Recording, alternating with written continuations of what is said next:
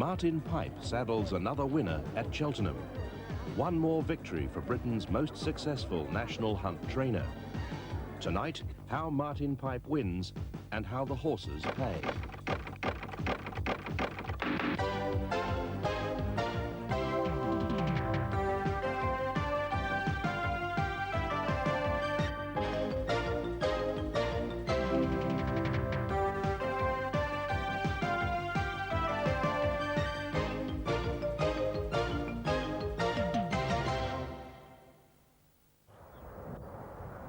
"6:30 this morning at Martin Pipe's gallops in the West Country.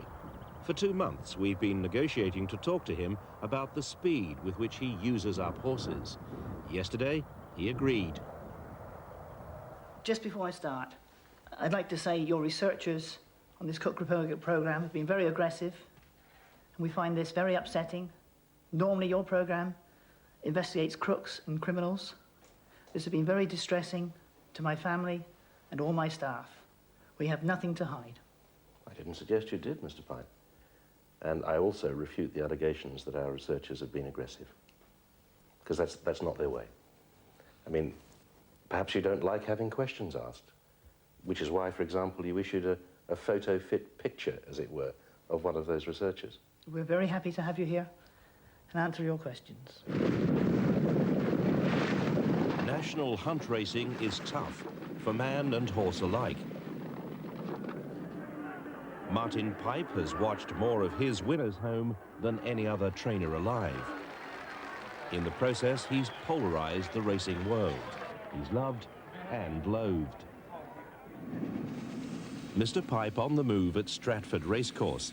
His energy and single-minded drive for success in national hunt racing has put him amongst the record breakers. The first national hunt trainer to saddle more than 200 winners in a season, and the first man to top £1 million in prize money. The racing press is in no doubt. Pure genius, they say. Critics are worried about what they call a racehorse factory. If you're going to train to the intensity that they do, something has got to pay for it. You cannot possibly be so intense.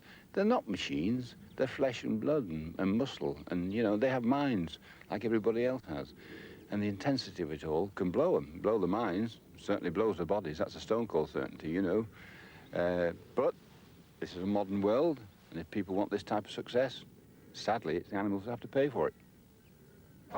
Martin Pipe's tally of winners has been said to put other trainers to shame.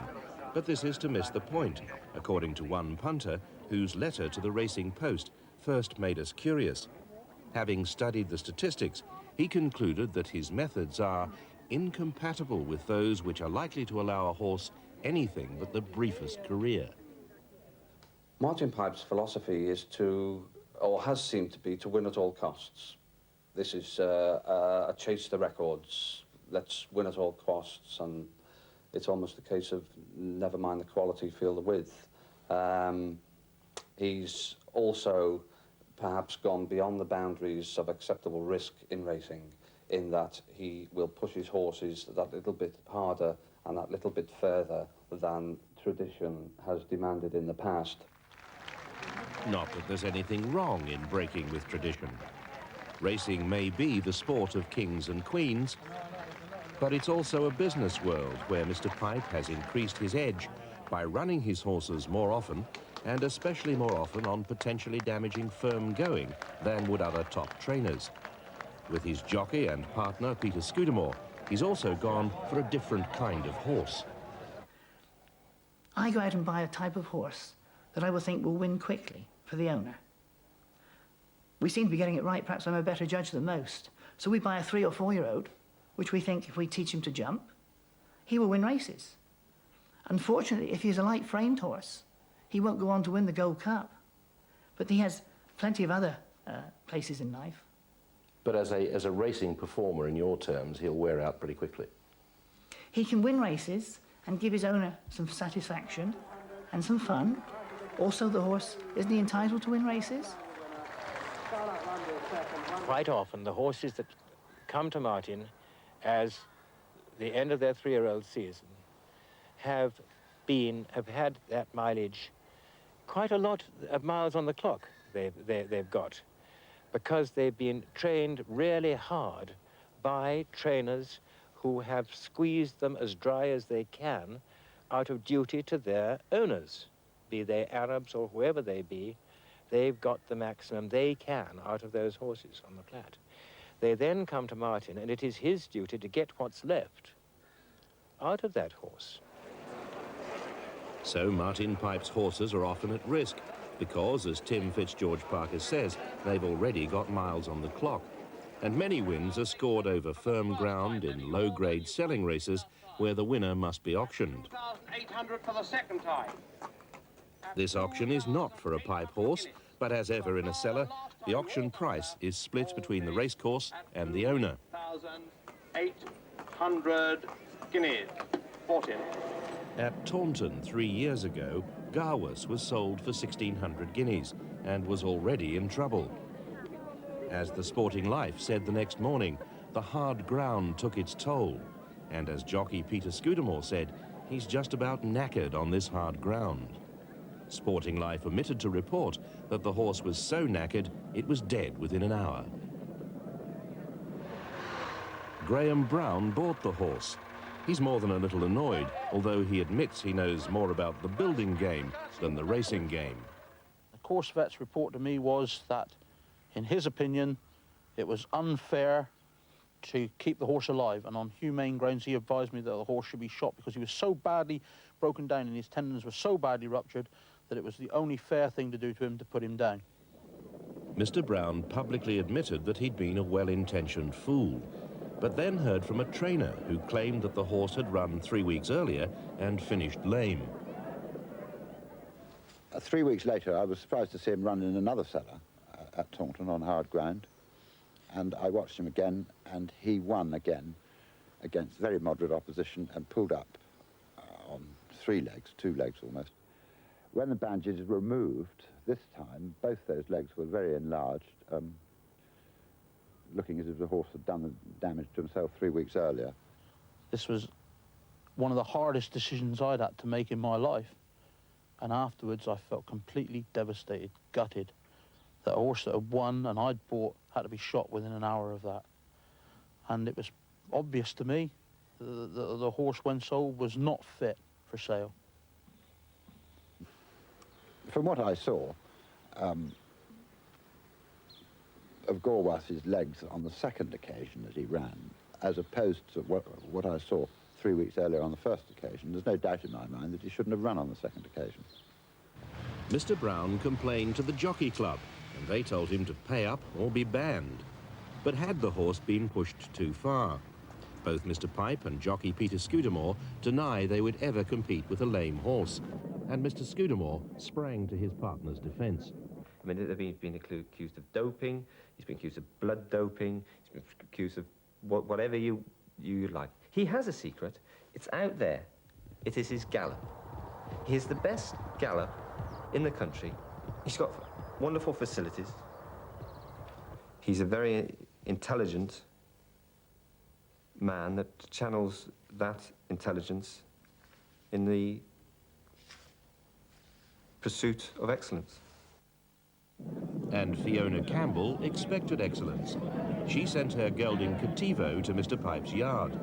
On Easter Monday 2 years ago, the horse was in the lead at Hereford. He broke down. I brought him home and we unbandaged him, and his legs had slight wet marks down the back of the tendon, which would indicate very bad bandaging. And every day it got worse and worse, and you had these huge wounds. I mean, they're that big, of rotting flesh, and you're pulling leg away as you remove the bandages. And you're seeing this poor little creature suffer and get thinner and thinner. The horse had to be destroyed. Mr. Pipe still claims it was fit when it left his care. The independent vet who tried to save it says it was not. I think the long-term well-being of the horse isn't a paramount consideration. What makes you say that? I think that particular yard just likes notching up winners at any cost. Bow Ranger, to the swimming pool, please. Bow Ranger swimming. Martin Pipe declined to let us film his high-tech facilities. But there's no doubt about his scientific approach with up to 150 horses in training. This horse, Bow Ranger, is now dead. But to be fair, he was put down after the kind of racing accident which could befall any horse. Indeed, a racecourse vet who's critical of Martin Pipe was himself kicked in the jaw by a horse recently. Well, his horses run very frequently. They run, some of them 2 or 3 times, sometimes 2 or 3 times a week, and certainly several times a month. And some of his horses will run 10, 12, 14 times in a season, whereas many other trainers would find 4, 5, 6 times. That would be the horse's career for that season. But he also runs them in conditions that a lot of other trainers are loath to run them. He'll run them in small tracks at the beginning of the season, in July and August when the ground's pretty firm, and then again at the end of the season, if they're still going, in May or June. And a lot of races he picks up then are with very small fields, simply because the other trainers won't risk horses on that sort of ground. Not all vets agree. Equine vets at Bristol University heard about this programme and asked us to say that Mr. Pipe's training methods are appropriate and that the results speak for themselves. Certainly, he provides a service for his owners that want winners. I won't say at any cost, but that's a phrase that might spring to mind. And at the end of the day, we've got to probably say that the abuse of horses from this sort of methods isn't really justified. So you would call it abuse? I think I would, yes, yeah. Mr. Pipe's supporters point to his ability to bring back horses after injury. Horses like Omerta, here winning the Irish Grand National. But such comebacks are relatively short-lived and therefore count amongst the wastage figures. I find them appalling, quite honestly. And, of course, the horses are overworked, probably overtrained and overrun, and will sustain injuries. And these injuries are normally tendon injuries, which take a very long time to heal. But Mr. Pipe has very modern facilities and obviously feels he can get his horses fit again very quickly. I mean, is there a magic cure for tendon injuries? There is no magic cure for tendon injuries. They take months to heal, and they must then be retrained very gently. Racing lives on statistics, from handicapping to betting, but wastage is the one thing nobody seems to have bothered to calculate. Not the tally of winners, but the effect of racing on the horse, in terms of the length of its career and, on occasion, its life. Our calculations for 5 leading trainers show how many horses were in training last year and not this. Lowest was Jenny Pittman, with a wastage rate of 31%. 3 out of 10 did not return the next year. 7 did. The average for the 4 trainers, excluding Martin Pipe, a wastage rate of 37%. 4 out of 10 horses didn't return the next season. Mr. Pipe's wastage rate was the highest at 70%. 7 out of 10 horses did not return.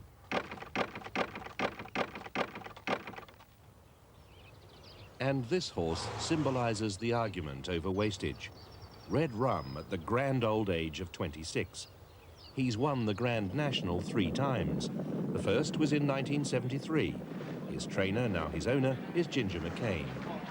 Would he have stood this modern type of preparation and the type we're talking about, this commercial operation, basically? There is no question at all he would not have stood that. I can quite definitely say he would never have been the horse he became. He would have been worn out, burnt out, call it what you wish, by the time he was a 3-year-old. The Dickinson family once saddled the first 5 home at the Cheltenham Gold Cup, a kind of record, they say, Pipe horses could never match. They don't seem to last all that long. I mean, say he must be a very good trainer. He brings these horses out and he can win 7 or 8 or 9 races with these horses. But do you see them another year? No, probably not. Martin Pipe has never won the National or the Gold Cup. Jenny Pittman has won both. Some people may think that horses are machines and that you pull in at a garage and fill them up with high-octane fuel and that's it, they're ready then to go. I don't actually look at them like that. They're flesh and blood the same as we are. But Red Run wins after one of the most thrilling finishes in the history of the National. And the blistering pace over the race broke all records. I don't think I want a Martin Pipe horse, not once he's had it. No, I don't.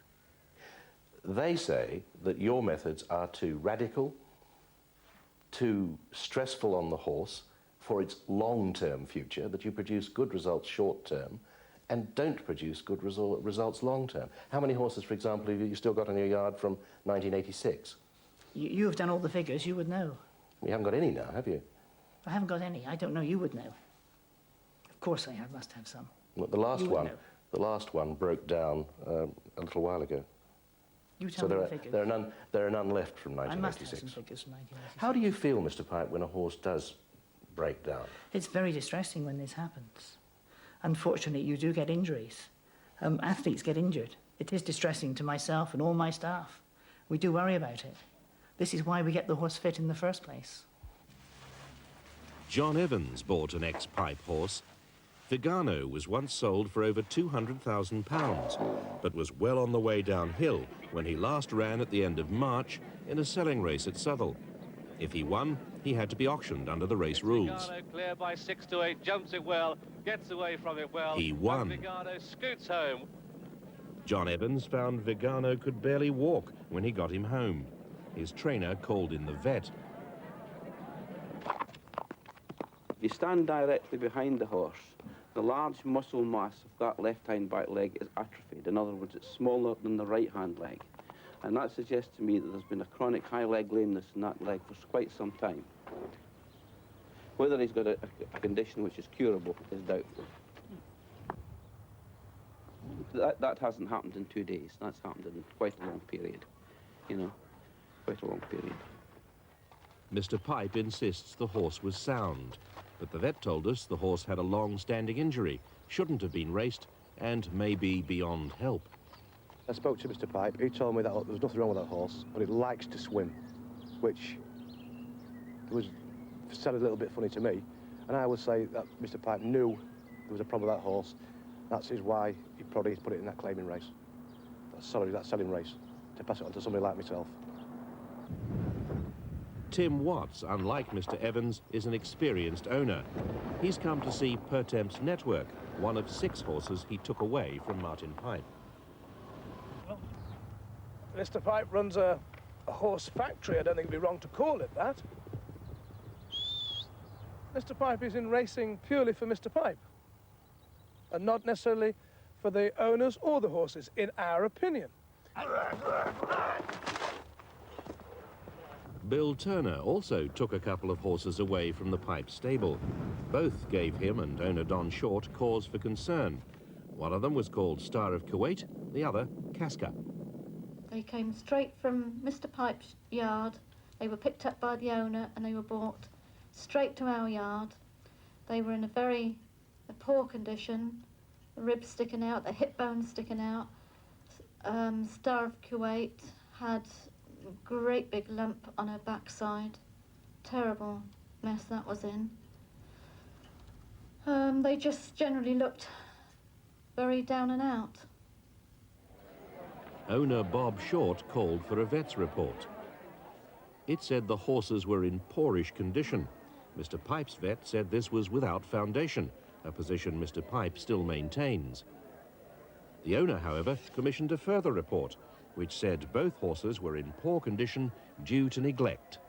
You've got to respect the man's results. He's done things that no other trainer could possibly dream of doing. But those horses, I may be stumped for saying it, but those horses, they were not capable of racing, in my opinion.